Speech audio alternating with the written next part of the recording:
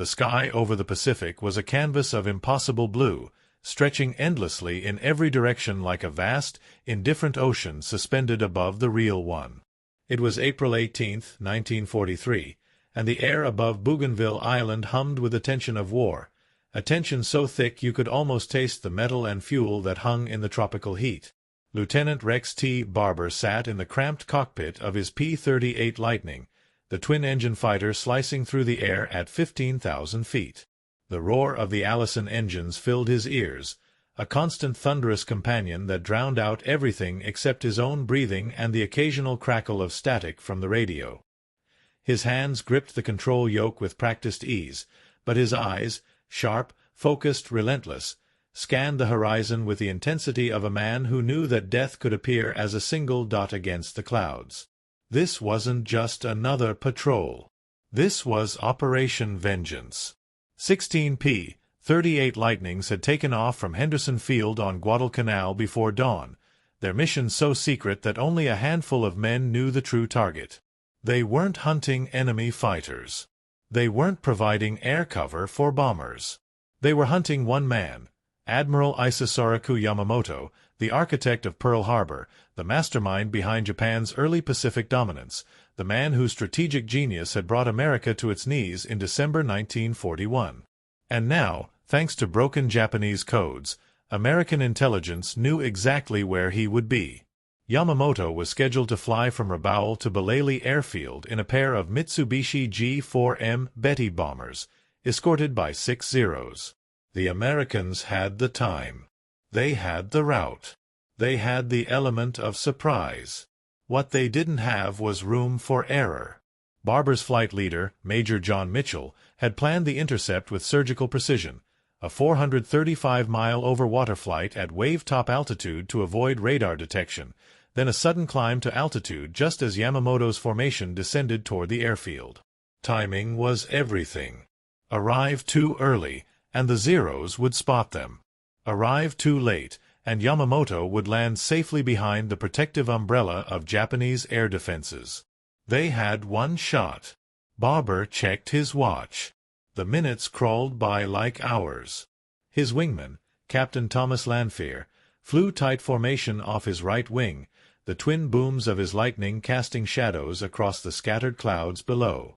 Behind them, the other 14 P-38s spread out in a loose combat formation, their silvery fuselages glinting in the morning sun. The radio crackled. Bogies. 11 o'clock low. Barber's heart surged. There, barely visible against the green jungle canopy, two dark shapes moved north at low altitude, flanked by smaller specks that could only be Zeros. The Betty bombers were exactly where intelligence said they'd be, fat and vulnerable, flying low and slow like sitting ducks oblivious to the wolves descending from above. Mitchell's voice cut through the static, calm and deadly. "All right, boys. This is it. Let's get the son of a bitch." The P-38s banked hard, diving toward the formation with engines screaming. Barber pushed the throttle forward, feeling the fighter surge beneath him like a living thing hungry for blood. The airspeed indicator climbed, 250 knots, 300, 350, the Lightning shuddering with barely contained violence as gravity and power combined into pure acceleration. The Zeros saw them coming. Suddenly the sky erupted into chaos. The Japanese fighters broke formation, climbing desperately to intercept the American attackers. Tracers stitched the air in deadly orange streams. Barber rolled inverted, pulling hard to avoid a Zero slashing past his canopy so close he could see the pilot's face, young, terrified, determined. But Barber wasn't after the Zeros. He was after the bombers. Lanphier had already committed to the lead Betty, pouring fire into its starboard engine. Flames bloomed like deadly flowers along the wing route, and the bomber shuddered, beginning its death dive toward the jungle below. Barber locked onto the second Betty.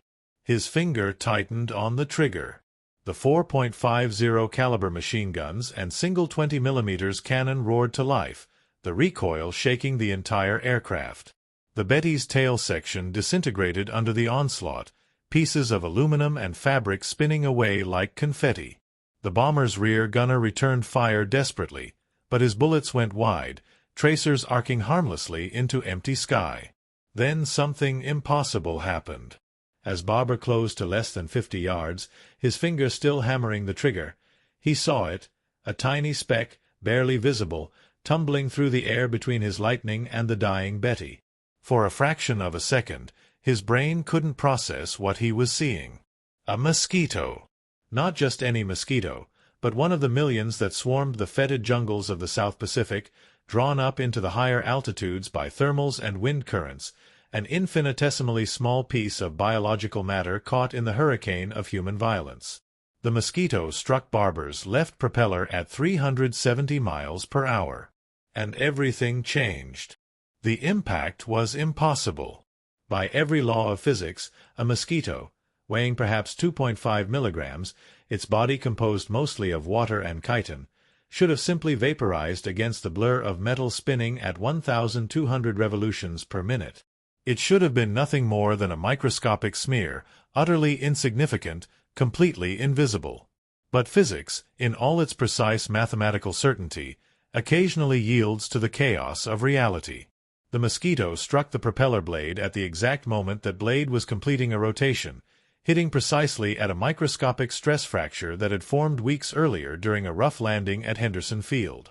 The fracture was invisible to the naked eye, buried deep in the metal's crystalline structure, a hairline weakness caused by the constant vibration, the brutal tropical humidity, the relentless cycle of heat and cold that metal endured in the Pacific theater. The mosquito's impact, traveling at a combined velocity of over 400 miles per hour, created a shock wave through the already compromised metal that propagated in microseconds. The fracture expanded. The propeller blade's tip, spinning with enough centrifugal force to tear itself apart under the slightest imbalance, suddenly found itself 0.03 ounces lighter. That was all it took. The propeller began to vibrate. At first, Barber didn't notice. His entire focus remained locked on the Betty bomber ahead of him, now trailing black smoke from both engines, its left wing dipping toward the jungle canopy that rushed up to meet it. His cannon had gone silent, ammunition exhausted, but his machine guns continued their deadly drumbeat, punching holes through the fuselage, through the cockpit, through the fragile human bodies inside. Then he felt it. A tremor through the control yoke. Subtle at first, almost imperceptible, like the first warning tremor before an earthquake. The left engine's note changed, shifting from a powerful roar to something rougher, more irregular. The tachometer needle began to oscillate, dancing back and forth across the gauge face. "What the hell?" Barber muttered, his eyes dropping to the instrument panel. The vibration intensified. The entire left boom began to shake, the frequency increasing with each passing second. Through his peripheral vision, he could see the propeller, normally an invisible blur, now visible as individual blades, wobbling, the symmetry broken. The damaged blade was coming apart. Warning lights blazed across the panel. Oil pressure dropping. Engine temperature climbing. The Lightning, one of the most advanced fighters in the American arsenal, was eating itself alive at 15,000 feet over enemy territory. Barber's training kicked in immediately. He pulled back on the throttle for the left engine, reducing power, trying to minimize the vibration before the entire propeller assembly tore itself free and took the engine, possibly the entire boom, with it. The P-38 yawed hard to the right as thrust became asymmetrical. He corrected with rudder, his right leg pressing hard against the pedal, fighting to keep the nose straight. Below him, the Betty bomber he'd been attacking spiraled into the jungle and exploded in a fireball that mushroomed above the canopy. He couldn't know if Yamamoto had been aboard that one or Lanfear's kill. He couldn't know that at this exact moment, the most important naval commander in the Japanese Empire was dying in the wreckage, his body shattered, his strategic brilliance extinguished forever. All Barber knew was that his aircraft was dying. "Lightning 2-1, this is 2-2, his wingman's voice crackled urgently. "You're trailing smoke. What's your status?" 2-2, I've got a bad vibration on the port engine, Barber replied, his voice tight with controlled tension. "Shutting it down." He pulled the mixture to idle cutoff, then hit the feathering button. The damaged propeller slowly windmilled to a stop, its blades rotating to reduce drag. The vibration ceased, but now the Lightning was flying on one engine, its performance gutted, its speed bleeding away. Around him, the dogfight continued to rage. Zeros and P-38s twisted through the sky in a deadly ballet, tracers crisscrossing like lethal spider webs. One P-38 fell away with smoke pouring from both engines, the pilot fighting desperately to reach the coast before ditching. A Zero exploded in midair, hit by a perfectly aimed burst that detonated its fuel tanks. But Barber was now a liability. On one engine, the P-38 couldn't maintain altitude in a turn. It couldn't outrun a Zero. It couldn't fight. His only option was to run, to point the nose toward home and pray that the single Allison engine could carry him the 435 miles back to Guadalcanal before the Zeros found him, before the engine overheated, before fuel ran out. 2-1 is breaking off, he transmitted. Heading home on one engine. Mitchell's response was immediate. Copy, 2-1. We'll cover you as long as we can. Good hunting. Barber pushed the nose down, trading altitude for speed. The Lightning accelerated, diving toward the wave tops, where he could hide in the ground clutter and make it harder for radar and enemy fighters to track him. The altimeter unwound rapidly. 10,000 feet, 5,000, 1,000. He leveled off at 500 feet above the Pacific, so low that salt spray from the Whitecaps occasionally misted his windscreen. The surviving engine roared at maximum continuous power, its temperature gauges creeping toward the red line. Every minute felt like an hour. Every glance at the fuel gauge showed the needles dropping with terrifying speed, the wounded Lightning burning fuel at nearly double its normal rate as the single engine fought to keep the heavy fighter aloft. Behind him, the coast of Bougainville receded into the haze. Ahead lay 400 miles of empty ocean. And somewhere in that vast blue emptiness, Barber knew, Japanese searchplanes would already be launching from Rabaul, hunting for the Americans who had dared to strike at their supreme commander. The fuel gauge showed 3/4 remaining. The engine temperature hovered just below critical. The distance to Henderson Field seemed impossibly far. Barber gripped the control yoke and flew on, alone with the roar of his single engine and the vast, indifferent Pacific stretching endlessly below. The first Japanese fighter appeared 23 minutes later. Barber saw it as a flicker of movement against the clouds, a single Zero, high and to the south, its distinctive silhouette unmistakable even at this distance. The Japanese pilot hadn't spotted him yet, but it was only a matter of time.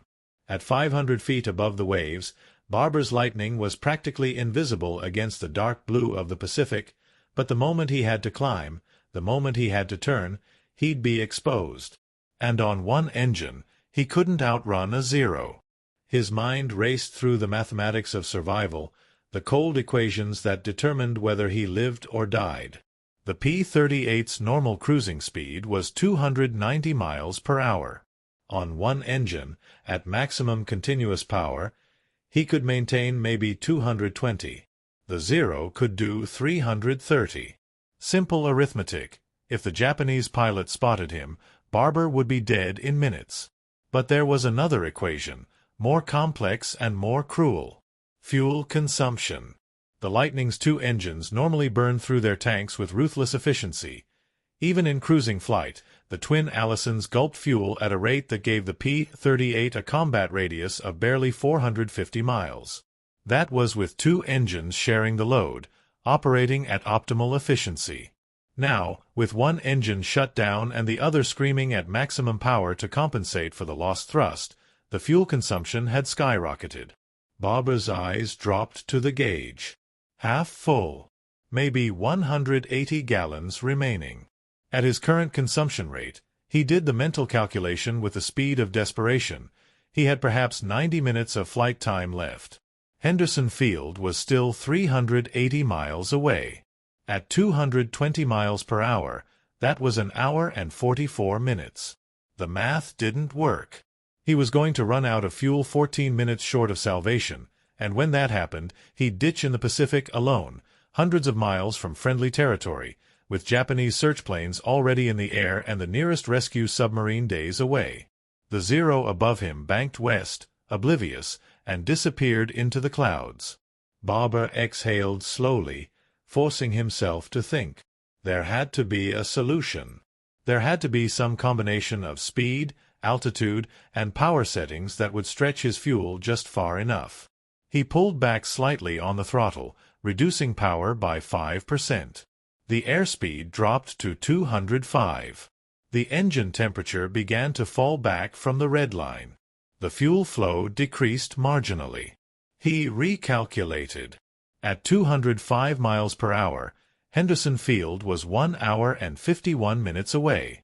His fuel would last 1 hour and 48 minutes. Still 3 minutes short. He reduced power another notch. 190 miles per hour. The Lightning felt sluggish now, mushing through the air, the single engine straining. Any slower and he'd lose the airspeed necessary to maintain altitude, and if he started descending, he'd have to push the throttle forward again, burning more fuel, entering a death spiral of diminishing options. At 190 miles per hour, 2 hours and 6 minutes to Henderson. Fuel remaining, 2 hours and 3 minutes. 3 minutes short. Still. Barber's jaw clenched. The Pacific stretched endlessly below him, utterly indifferent to his desperation.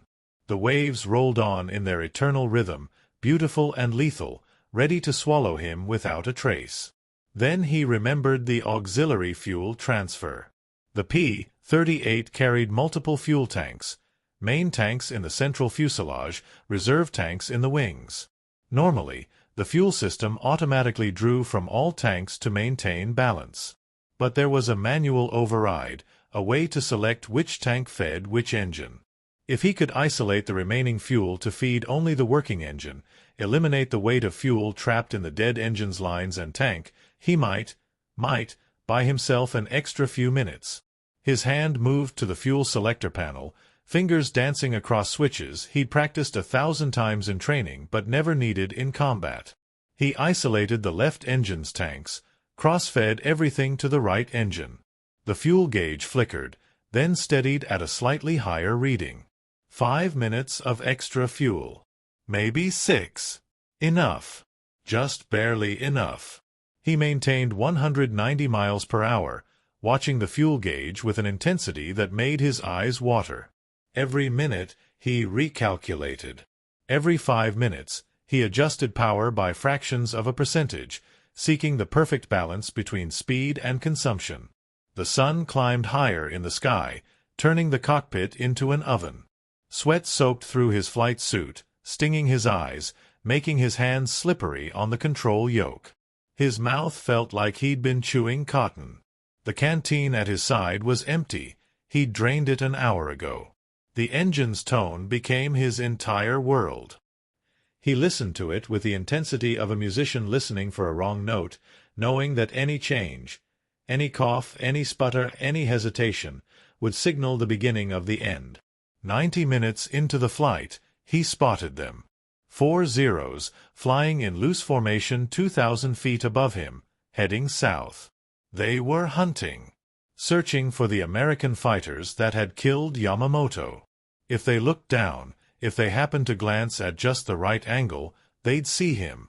Barber eased the nose down until he was flying at 300 feet, so low that the Lightning's shadow raced across the wave tops, so low that a single moment of inattention would send him cart-wheeling into the ocean in a spray of metal and water. The Zeros passed overhead. They didn't see him.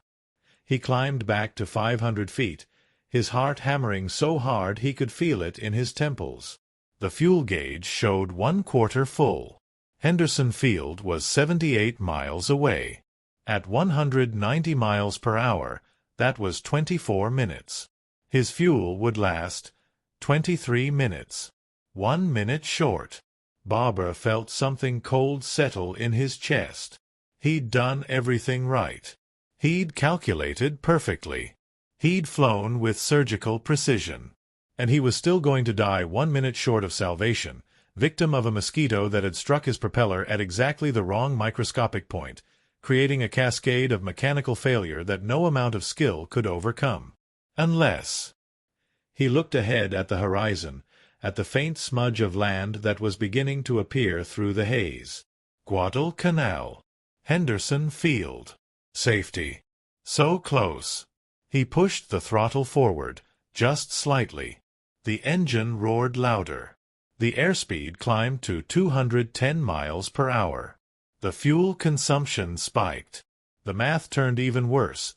Now he'd run dry 3 minutes short, but he'd reach that point faster, giving him less time to think about it. But speed also gave him one option he hadn't had before. If he ran out of fuel in sight of Henderson Field, he could glide. The P-38, even on one engine with the other feathered, had a glide ratio of about 12:1. From 500 feet, that gave him roughly 1 mile of gliding distance. If he timed it perfectly, if he squeezed every last drop of fuel from the tanks, if he kept the nose up and the speed just above stall, if the winds were favorable and the gods of war decided to smile on him for once, he might just barely make it to the runway. It was a gamble. Everything was a gamble now.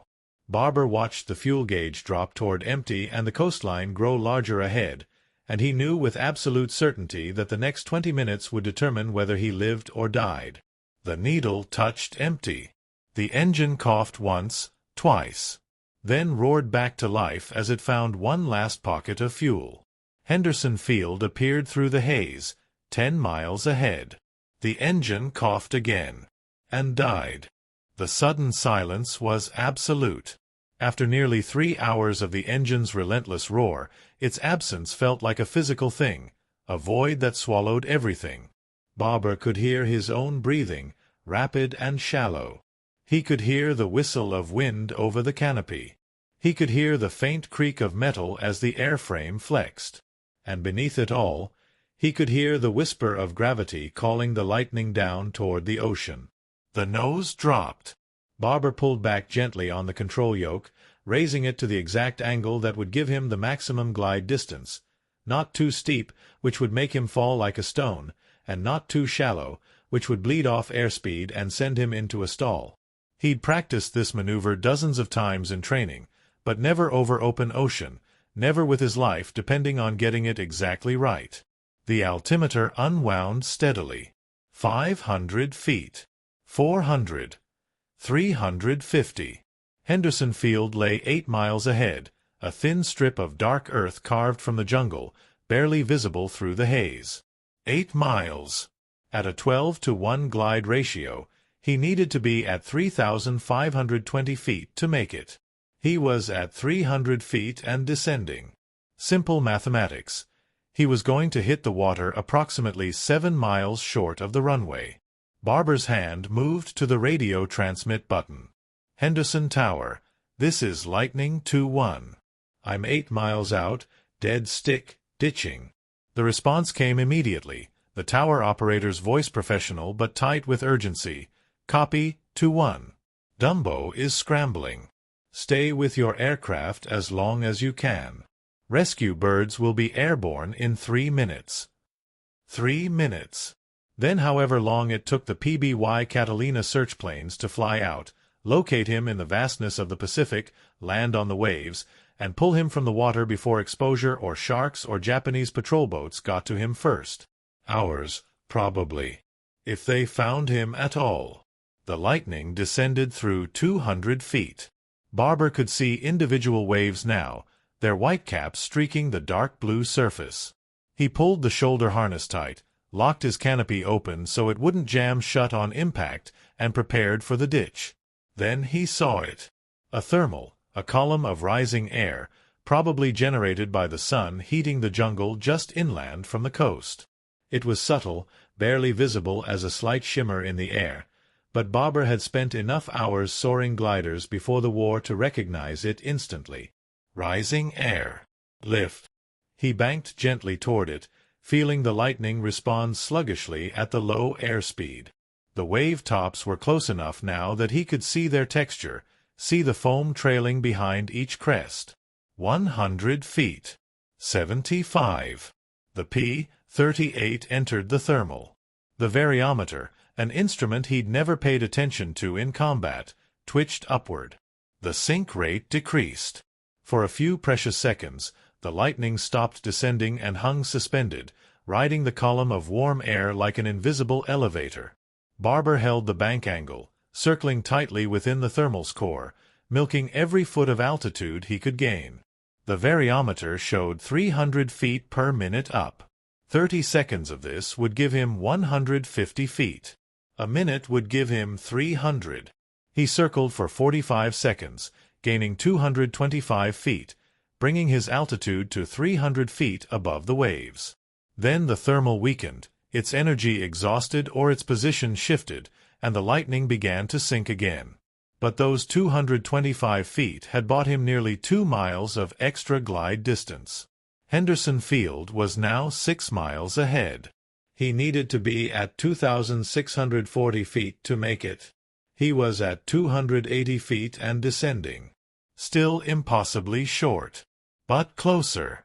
Barber flew on in the eerie silence, the lightning gliding like a giant seabird, its wings outstretched, its twin booms trailing behind. He passed over the coastline at 150 feet, close enough to see individual palm trees, close enough to see the green hell of the jungle that had swallowed so many men already. Henderson Field lay 4 miles ahead. He was at 100 feet. He needed 1,760 feet. It was over. Barber's hand reached for the ditch checklist, his mind already running through the procedures. But his eyes remained locked on the runway ahead, visible now as a clear brown scar through the green, and something in him, some stubborn refusal to accept the mathematics of defeat, kept the nose up, kept the glide going, kept flying toward salvation even though every gauge, every calculation, every law of physics said he wouldn't make it. 75 feet above the jungle canopy. 3 miles to go. Another thermal caught him, weaker than the first, but enough to slow his descent. He gained back 20 feet, then lost them again as the thermal dissipated. 2 miles to go. 50 feet above the trees. He could see men on the runway now, tiny figures running, pointing. Fire trucks rolling toward the approach end. An ambulance. They were expecting him to crash. 1 mile. 25 feet above the trees. The trees fell away suddenly as the jungle ended and the cleared area around the runway began. Barber was now over open ground, the lightning's shadow racing ahead of him across the red dirt. The runway threshold lay ahead, marked by white-painted stones. He was at 15 feet. 10. The runway numbers rushed up to meet him. 26, indicating a heading of 260 degrees. 5 feet. The main wheels kissed the dirt exactly 12 feet past the threshold. The lightning bounced once. Barber had no throttle to arrest the sink rate, then settled onto all 3 wheels. He had no brakes. The hydraulic system needed engine power to function, so he simply let the fighter roll, bleeding off speed through friction and drag. The P-38 rolled for 3,000 feet and stopped, its tail still on the runway, its nose pointed toward the control tower. Barber sat in the cockpit for a long moment, his hands still gripping the control yoke, his body trembling with adrenaline dump. Around him, jeeps and trucks converged on the lightning, men shouting, voices overlapping. The crew chief reached the cockpit first, staring up at Barber with wide eyes. "Sir, how the hell did you? We saw you coming in dead stick from 8 miles out. The math said you'd ditch halfway here." Barber unstrapped slowly, his fingers fumbling with the buckles. "Thermals," he said quietly. "Caught 2 thermals on the way in." "Jesus Christ, sir. You glided a P-38 8 miles on thermals." Barber didn't answer. He was staring at the left engine, at the propeller now motionless, its blades visible for the first time since takeoff. One blade looked wrong, shorter than the others, its tip missing. The crew chief followed his gaze and whistled low. "What the hell happened to your prop?" Barber climbed down from the cockpit, his legs shaky. I don't know. It started vibrating during the attack. Shook itself to pieces. The intelligence officer arrived, clipboard in hand, eager for debriefing. Lieutenant, we need your report. Did you confirm the kill on the bomber? Was Yamamoto aboard? Barber nodded slowly. I hit the second Betty. Saw it go down in flames. Don't know if that was his aircraft or Lanfear's kill. Later, much later, they would determine that Lanfear had shot down the lead bomber carrying Yamamoto. The admiral's body had been found in the jungle, still strapped to his seat, killed instantly when the Betty crashed. The man who had planned Pearl Harbor, who had brought America into the war, was dead. Operation Vengeance was a complete success. But standing on the runway at Henderson Field, with the Pacific sun beating down and his Lightning's propeller missing its tip, Barber felt only exhaustion. That evening, the crew chief found him in the mess tent. "Sir, we examined your propeller. Found something weird." Barber looked up. "What?" "There's organic matter in the fracture point. Microscopic bits. Lab boys think it might be an insect. Maybe a mosquito." Barber stared at him. "A mosquito?" "Yes, sir. Looks like it hit the blade right at a stress fracture, and the combined impact propagated the crack until the tip sheared off. A mosquito destroyed my engine." "Technically, sir, a mosquito and a pre-existing stress fracture destroyed your engine." Barber laughed, a short, sharp sound without humor. "I flew 435 miles into enemy territory. I helped kill the most important admiral in the Japanese Navy. I survived a dogfight with Zeros.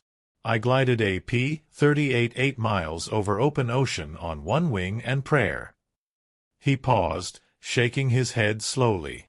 "And I almost died because a mosquito flew into my propeller." The crew chief nodded.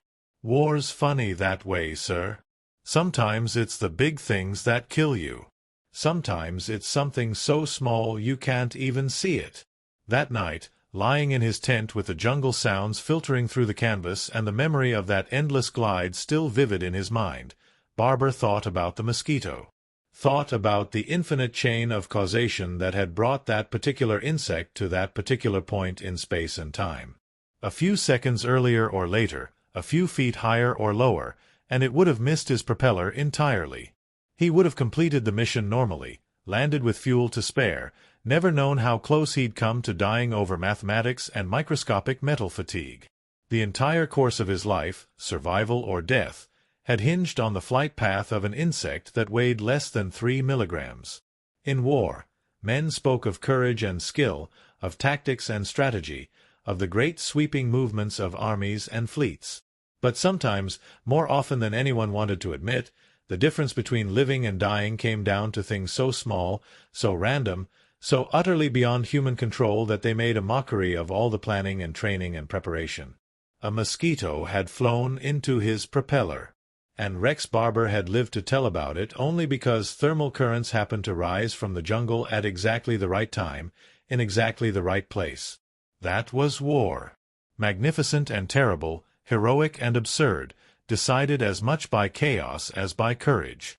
And somewhere in the jungle of Bougainville, in the twisted wreckage of a Betty bomber, Admiral Yamamoto lay dead, killed by men who had flown 435 miles to execute him based on broken codes and precise timing. The great and the small, the planned and the random, the heroic and the ridiculous, all tangled together in a tapestry too complex for any single mind to comprehend. Barber closed his eyes and slept, while outside his tent, the Pacific night hummed with the sound of a million mosquitoes, each one carrying within it the potential to change everything. Or nothing at all.